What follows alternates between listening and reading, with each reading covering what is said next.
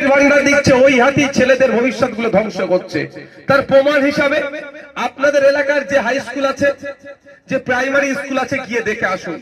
ছাত্র ছাত্রীর সংখ্যা আর শিক্ষকের সংখ্যা দেখলে বুঝতে পারবেন কিভাবে আপনার ছেলেগুলোর ভবিষ্যৎ নষ্ট করে দিচ্ছে। আমাদের দাবি কি? স্কুলে শিক্ষক দিতে হবে। আমাদের দাবি কি? এই চামড়াইলের মানুষ কলকাতার পিজিতে এনআরএস চিত্তরঞ্জনে গিয়ে কেন ট্রিটমেন্ট করবে? জেলার মানুষ জেলাতে বড় হসপিটাল তৈরি করতে হবে। আমাদের দাবি কি? মুর্শিদাবাদ, মালদা, দিনাজপুর, পুরুলিয়ার মানুষ কেন কলকাতায় এসে সরকারি ট্রিটমেন্ট নেবে?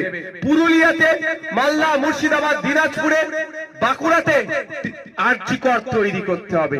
এটা আমাদের দাবি। এই জন্যই আমাদের উপরে চাপ দেওয়া হচ্ছে। আমাদের দাবি কি?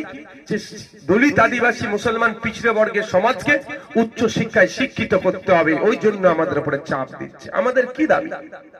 আমরা তো বলছি না আমাকে অমুক চেয়ার দাও, বরঞ্চ চেয়ারের অফার আছে, সেইগুলোকে আমি সরিয়ে দিচ্ছি।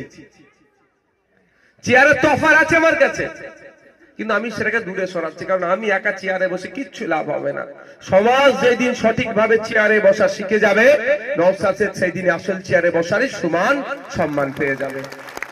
আমি চাই আমার সমাজকে চেয়ারে বসাতে, আমার সমাজকে দলিত, আদিবাসী, হিন্দু, মুসলমান, মতুয়া, নমশূদ্র, আদিবাসী, মাহাতো, কুর্মী, আমার সমাজ পিছড়ে বর্গের মানুষ, তারা, আমিও পিছড়ে বর্গের সমাজ থেকে উঠে এসেছি।